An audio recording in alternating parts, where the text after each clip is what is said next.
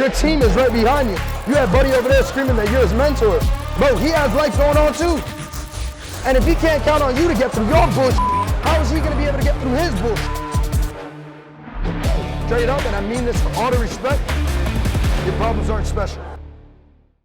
Most weight as far as energy. So I was just wondering, when you first started out, when you first started going, did the person you had to see that you had to become differ from right now? Like the person like for your future right now versus did that person change? Because Emery told me to master consistency, and I get going, and then sometimes like lose momentum. So it's like, what do I have to see really? And if that changes, does that So happen? those are two questions. You asked about consistency and you asked about changing the individual that you are. Yes. Let's address the first question that you have. You absolutely have to change, bro. You got to give up in order to go up, man. Of course. And for me, I wasn't looking. Here's the thing. You're going chairman. Yes. You're going chairman. I am. 7 to 6 figures. 8.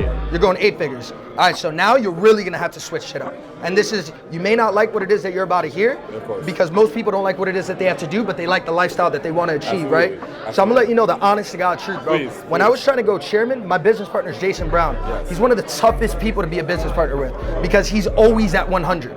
And a normal human being, he's a robot. A normal human being deals with bullshit. A normal human being deals with problems. A normal human being deals with trials and tribulations, right? That's completely normal, right? But it's how you react to those and how it is that you get right back up, right? So while he was going 100, I would fall down and then I would try to get back up. I'll fall down, I'll try to get back up. And then he broke something down to me, right? He said, Matt, currently right now, we are not gonna get to 6 figs with the way it is that we are. And when he said that, I didn't understand what it was that he was talking about. And I just started like thinking about it and thinking about it and Yeah. thinking about it and thinking about it. And I realized something, bro. I realized that in order to change my situation, I needed to make 7 figs, right? And not just my situation, but my family's situation. Yeah, the whole I needed to change Yeah. my situation, so I needed to hit that 7-figure income. That's Chairman 100 for me, right? So I said, okay, if I'm going to Chairman 100, that means that I need at least a solid 10 chairmen, right? 10 individuals that are gonna follow me, that are gonna rock this thing, that are leaders, that are builders, right? I need 10 Emerys. Yes. What would you do for an Emery in your organization?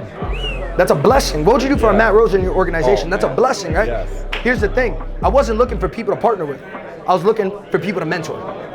There's a big difference. A lot of the times we're out there looking for people. Now that's completely cool. You're gonna find equals because there's 3 types of people that you need to spend time with. The first type of individual is somebody doing better than you. The second type, somebody that's doing worse than you that you can put on game. And the third are peers, individuals that are at your level, right? So I spend time with all those 3 levels of individuals. But here's the thing, here's the key thing. In order to take quantum leaps, in order to hit those monumental ranks, you gotta become a mentor. You gotta become somebody that people follow. You gotta ask yourself, are you the individual that you wanna follow right now? Because chances are you're not. Chances are you're not. You know the struggles that you're going through. You know the trials that you're going through. You know the hardships that you're going through. And you know what's holding you back currently right now. I was at that point where if I didn't make something happen, I no longer had a relationship. And that was bottom line. This is the girl that I was about to marry. So I was like, all right, I need to make something happen. So I remember right before I was gonna go, I got on the phone with Jay and we were game planning the actual launch itself. And I was like, all right, cool. I'm gonna be able to rock this thing from like around 4 o'clock when I get out of school until about 1 o'clock in the morning. He was like, wait, you're going to school? And I was like, yeah. And this isn't for me to tell you guys to leave school, do whatever it is that you guys are doing. What I did was, I was like, yeah. He goes to me, he says, Matt, I need you all in with me. He goes, if we're gonna go chairman, I need you all in with me. I said, nah, I'll be all in with you from 4 to 1 a.m. He goes, that's not all in with me. I'm talking about we're gonna have 15-hour grind days. And when he said that, I had a decision to make, right? I went to enroll, and I didn't even have a car. My girl dropped me off at the college in order to enroll for Fire Academy. She dropped me off. I walked around the entire parking lot, back and forth, thinking about what it is that I should do. I went home and I told her I enrolled and I started in 2 months. Then I walked into Jay's room, who's my roommate at the time, and I told him, bro, we got 2 months to make this thing happen. And we did it in 63 days, right? And now she knows the truth, right? But she didn't even know it. So like, she would wake up in the morning, she would literally wake up in the morning, and by 8 a.m. she was at work as an occupational therapist. I was pulling out the laptop and I was showing the plan. I wasn't masterminding, I wasn't game planning. Like this right here is dope, this doesn't make you money directly. And a lot of us do too much of this. A lot of us do too much active, right? We're not in the trenches making money. We're not in the trenches showing the plan. We're not in the trenches closing the deals. We're not in the trenches inviting people. But our culture's dope. We all link up together. We all have a good time. But this isn't a hobby. This is a business. My biggest question to you is how to network. I can't hide the fact that I just want people to join so I can make money off them. So like I just want to like be able to be more natural, more fluent, and like speak proper. Because that's pretty hard for me. And like keeping eye contact and stuff like that. But other than that, like, what's your best advice for networking with people you don't know and people? Pull out your phone. Pull out your phone. I'm first gonna, because you asked me to address two different things there. First and foremost, how to speak fluently. Essentially, what you're talking about is neurolinguistics. Neurolinguistics is the body language. The way it is that you stand, the way, which side of the room you look at when you're talking, you know, whether or not you're keeping eye contact, so on and so forth, right? What I want you to do is I want you to study this dude. So his name is Jordan Belfort, Wolf of Wall Street, Jordan Belfort. He has a training called the Straight Line Persuasion. You can find it on YouTube for free. Straight Line Persuasion. Yeah, I got you. Jordan Belfort. Straight line.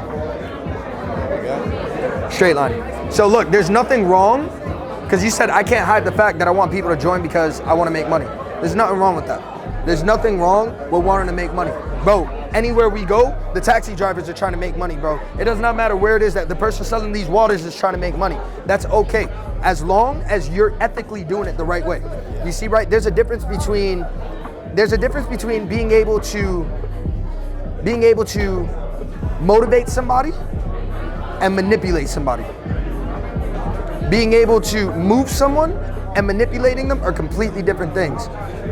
Being able to motivate somebody is motivating them based off of what it is that they need, right? So I'm gonna sit down and I'm gonna ask you questions. What is it that you're struggling with? What is it that you wanna celebrate in your life? What is it that you think that's holding you back? I'm diagnosing the problems inside of your life, right? Now, when you talk about manipulation, manipulation is doing it for your own good. Now, there's nothing wrong, because I'm here, I wanna make money, bro. I'm not here for a charity. I got my charities at home. I got my nonprofits at home. I don't gotta travel all the way over here for this. So I know I want to make money, but why do I want to make that money? You see, the reasons that I want to do it are ethically. So you got to start asking yourself, when you talk to somebody, are you talking from a place of you or a place of them? And in order to be from a place of them and motivate somebody and not manipulate them, all you got to find out is what they're struggling with. And most people are struggling with the same things, bro. Most people got the same exact struggles. So if I could put this person on game, then I know for a fact I could put somebody else on game as well.